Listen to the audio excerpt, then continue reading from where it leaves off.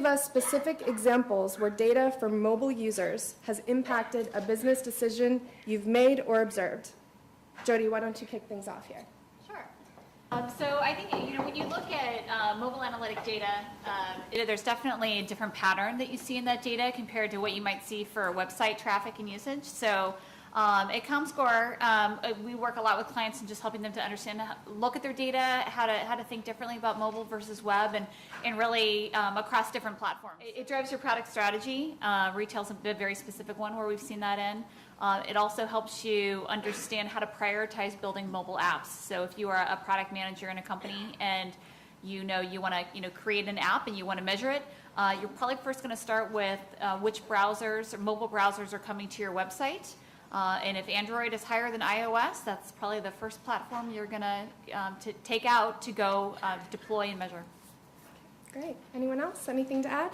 I think I can use an example from one of the solutions that we provided to a global networking manufacturer in San Jose.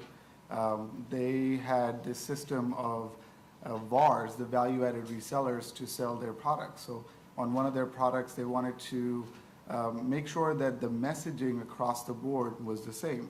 So we came up with a solution on an iPad that they could take, and it has videos and ROI calculator and other tools that you could do. But what happened was the sales did not really pick up. And we were able to give them that analysis that perhaps the items that you wanted the salespeople, the VARs, to focus on most, at that time it was the videos. They did not want them to be talking bits and bytes to the customers. They wanted to show them certain videos so the messaging is the same. So they were able to understand that the VARs were not spending a lot of time on that particular screen in the iPad, and then they were able to send that message out, and we saw an increase in profitability over the next couple of quarters once they started proactively making sure that they're spending time on that video that they wanted to share. All right, next question. According to a recent Forrester report, mobile commerce is expected to quadruple to $31 billion in the next 5 years, growing from an average of 1.5% of online sales to 9% of online sales. Based on this information, what do you think most organizations are lacking or will be their biggest business challenge in servicing this growing mobile audience? Alex, would you like to begin this one? Yeah, I think that and I speak from my experience at ShopSavvy, which is interesting but also very narrow. It may not apply to everyone. But when we looked at, we've been in business now for a little over 4 years, and so when we began, first 2 years, we had a lot of engagement around products, but we had very little conversion. There was very little, less than 1% of anybody that ever used our application actually bought anything that we could track. So we felt, what's missing? And so we talked to consumers, we had conversations with them, and we realized that they would convert more if it was easier to convert. So we incorporated a digital wallet a little over a year ago, basically allowing you to store your credit card information in the system. And by doing that, we were able to drive conversion. So if you could create a wallet and we allowed you to have that one-click experience, you'd go ahead and buy, and you'd buy a lot. I think that's right, but we kind of need to analyze what types of purchases are users making on the mobile phone. From my perspective, I think it's more of impulse buys. You're not going to go buy a car on your mobile device, or a house on mobile device, or even a few $1,000s. And different people may have different tendencies to spend on a mobile device. But then again, I think I go back to when Apple had just launched the iTunes Store. There was a 99 cents for a song, and I think people are more accustomed to buying items, applications, small things that are, I guess, less than $10, $15, and that's where you see a lot of the increase in the mobile commerce. Now, beyond that as well, I think it's important to make that user experience just very one-click, like the Amazon one-click patented technology. You click it, and if you have all the information stored, you're able to just not have to fat finger the entire credit card details. So I think those are some of the trends that we're seeing.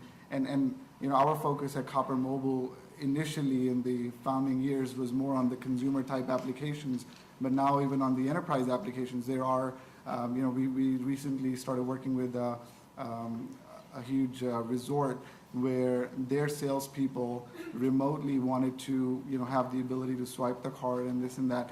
So it's a good tool to monitor some of those salespeople or see where the sale is dropping or, if the feedback is coming in or not. I've been hearing about new developments that enable stores to track shoppers by their mobile phone signals. In fact, I think you mentioned something related to that a moment ago. There's a startup called Nomi whose technology gathers mobile device IDs as people enter brick and mortar stores, and it tracks them via the merchant's Wi-Fi network or via small sensors that basically track their mobile device signals down to a 1 to 3 meter proximity.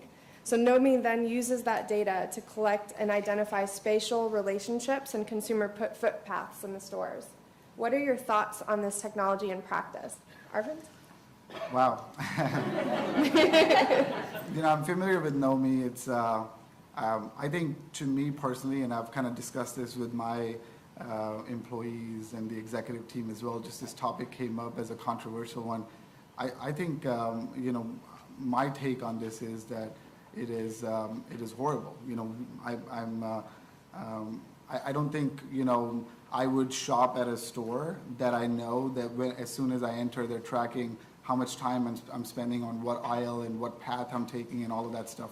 However, if there was some incentive for me, if they said, okay, great, you can go, we'll track you, and I have to opt in, of course, first. I mean, privacy is important, and even if I do opt in and I go in the store, if they give me back some incentive and say, okay, maybe we'll give you 30% off on Nordstrom, but let us track you, I'll consider that. But I mean, without any incentive for me, I think that's not good at all. And I don't know if it's really happening. You guys can let me know if there are stores that are doing that right now. I would definitely, not prefer to go there.